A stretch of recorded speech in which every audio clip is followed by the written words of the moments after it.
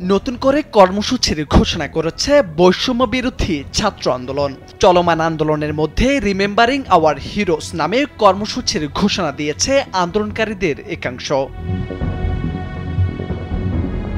৩১ জুলাই সংবাদ বিজ্ঞপ্তি পাঠিয়ে এই কর্মসূচির ঘোষণা করেন বৈষম্য বিরোধী ছাত্র আন্দোলনের সহ সমন্বয়ক রিফাত রশিদ। বিজ্ঞপ্তিতে বলা হয়, সাধারণ শিক্ষার্থী ও নাগরিকদের রাস্তায় ধরে মোবাইল চেক, হয়রানি আর নির্বিচারে গ্রেপ্তারের মতো মানবাধিকার লঙ্ঘনের ঘটনা প্রতিদিনের চিত্র।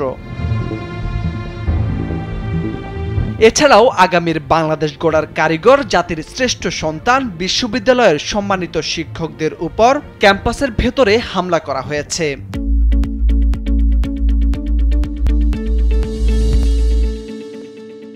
হাত তোলা হয়েছে ঢাকা বিশ্ববিদ্যালয়ের লোক প্রশাসন বিভাগের শিক্ষিকা শেহরিন আমিন মোনানি ও নুসরাত জাহান চৌধুরীর গায়ে। এসব ন্যাক্কারজনক ঘটনার তীব্র নিন্দা ও প্রতিবাদ জানানো হয় বিবৃতিতে।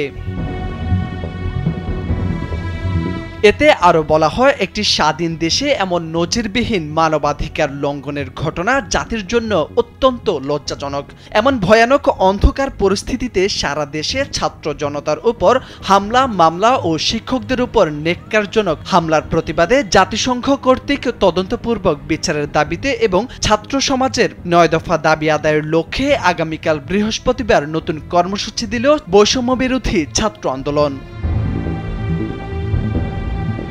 কর্মসূচির মধ্যে রয়েছে নির্যাতনের ভয়ঙ্কর দিনরাতগুলোর স্মৃতিচারণ, শহীদ ও আহতদের নিয়ে পরিবার ও সহপাঠীদের স্মৃতিচারণ, বৈষম্য বিরোধী ছাত্র আন্দোলন হওয়া, নির্যাতনের ঘটনা নিয়ে চিত্রাঙ্কন বা গ্রাফিতি, দেওয়াল লিখন, ফেস্টুন তৈরি এবং ডিজিটাল পোর্ট্রেট তৈরি।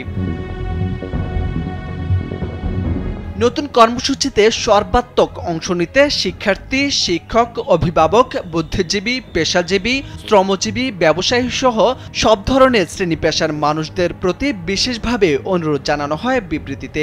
এর আগে বুধবার সারা দেশে পালিত হয় মার্চ ফর জাস্টিস কর্মসূচি।